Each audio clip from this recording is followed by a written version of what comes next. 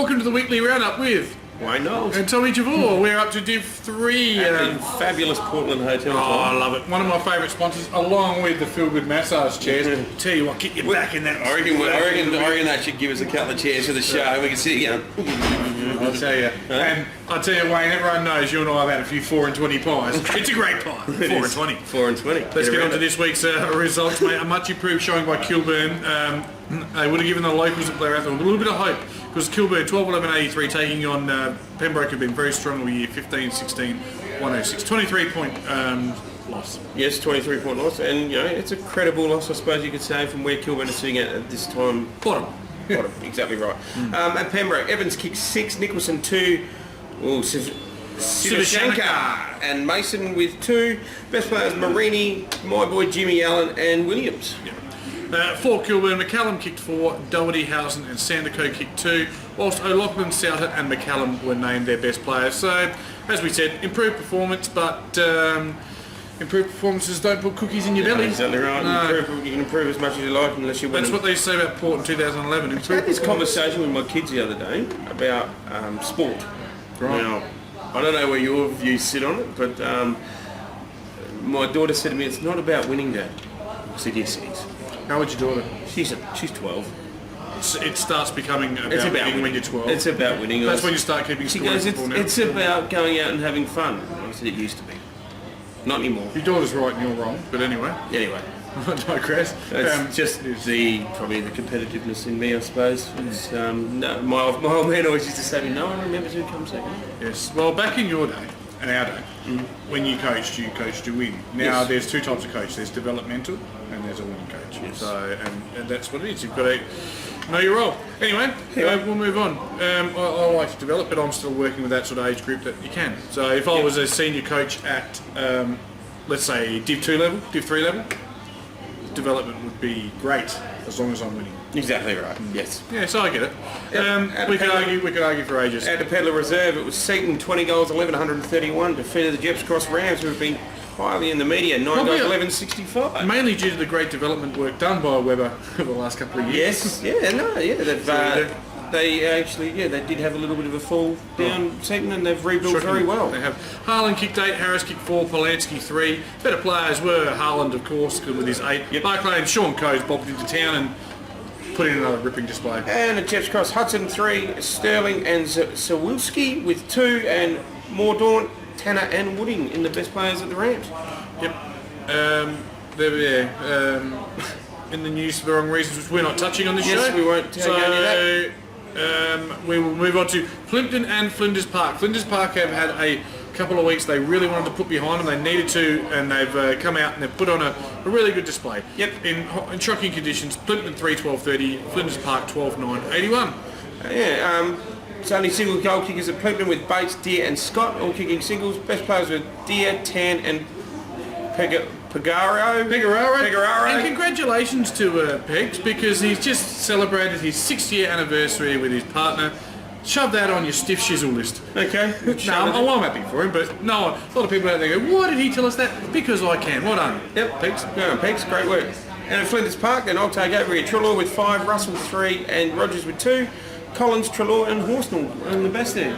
Surprised not to see Darcy here when Flinders Park have a win, but he's got some Eagles, Woodville West Torrens. He's got some Eagles. Got all these football development councils bobbing up that everyone's getting involved with, and he's a mover and shaker. Mover and shaker. You should see him on game day. He sits there. He's like Mr. Burns. He loves it. He loves it. Plotting and planning. Yes. Mitcham and Golden Grove. I wrote Golden Grove off, and I said I'll never ever tip them again. They're dead to me, and it's come up for trumps. Tough. I would have been nervous too if I was at the game, because they led at half time by 13 points, but went down to Mitcham. Mitcham 14-12-96, Golden Grove 8-12-60. For Mitcham, Keaton Beak kicked 5. Bradshaw was the only other multiple with 2. Tucker, McAvoy and Keaton Beak were their best. Yep. And Golden Grove Gunning with 3, Shaw with 3, and a couple of singles, and Shepherd, Sharp and Gunning in the best there at Golden Grove.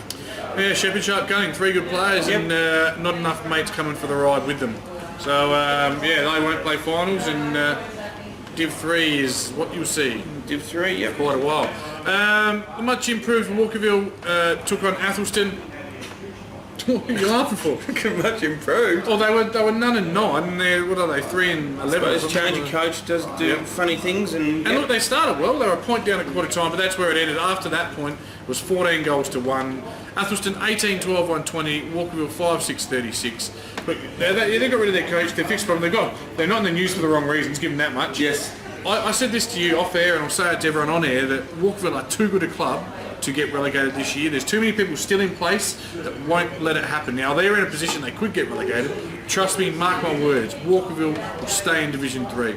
Well, I remember when we had this conversation about when they change coach and things like that, and I said that I wish them the best, that they would actually be able to get themselves out of it and actually move forward, and it's good to see that they have. Yeah, I mean, having said that, they lost by 14 goals on the weekend, but Athelston are a decent team this year. Oh, they were right in it at quarter time. Yes, they were a point down.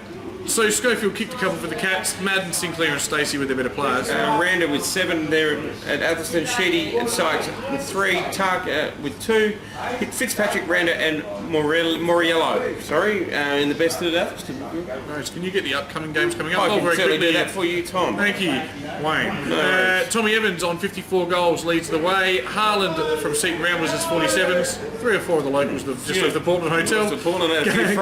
Gunning, who we mentioned before, has 41. Geetenbeek from Mitcham has 40. It's close, that's why I'm giving you all the names. And Randa from Athelston on 39 after his 7 on the weekend. Yes. The ladder, we talked about the bottom already. Kilburn are going down with 1 win. Kilburn disappoint me. Yep. Straight up. Tricky Graham said you can lock this in, it's safe as houses.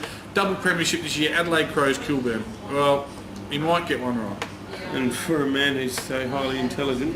Yes. Come on, sure. Not on a Saturday night. No. Walkerville and Jeppies are the ones battling it out, both on 3 wins. Golden Grove on 4 wins. Plimpton on 5 wins, and then up Seaton and Mitcham. I reckon they'll play each other in the elimination final because there's 2 games clear either way. Yep. Flinders Park, Pembroke and Athelston are the teams to beat in this division. Earlier on I asked you to get this week's games up. And I've got them up for you. Oh. Okay, this week we go to Duncan Fraser Reserve, just down the road from my mum and dad's place. Just down the road from my place too. Yep, Jeps Cross and Athelston. Thoughts, Tom? I think Athelston will beat them by 15 goals. I think you might be right. Mm-hmm. Yep. There's a lot going on that's distracting them. Maybe they can just go out and play footy. Yep. Yeah, and obviously we both grew up close to Jeppies. We did. I actually played a year at Jeppies. Oh, did you? I did, yes. When Ingle Farm, we dropped, I think it was under 12s. We dropped it, had no under 12s, and yep. I went and played at Jeps Cross for a year. Yep. My second ever game of football was against Jeps Cross. So, yep.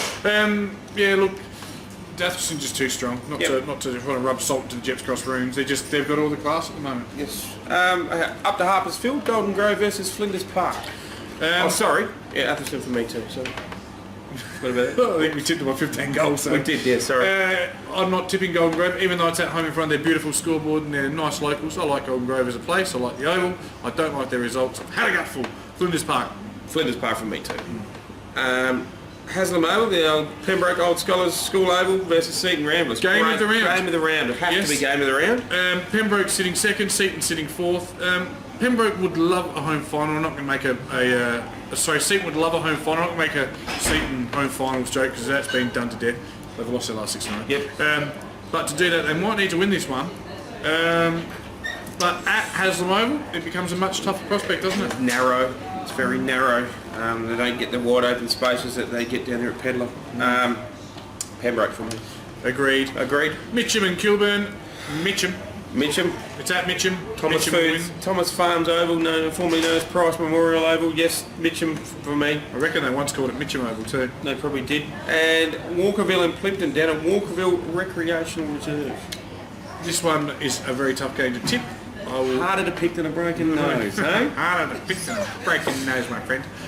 Bulldogs for me, Plimpton. Walkerville Cats for me. Yep. Walkerville. This would be step 1 to probably a 3-step process of getting them out of the relegation. Righto. Certain. So maybe this week. Like I said, doggies. No worries. Right. Thanks for watching the Weekly Roundup. We'll be back next week. See you guys.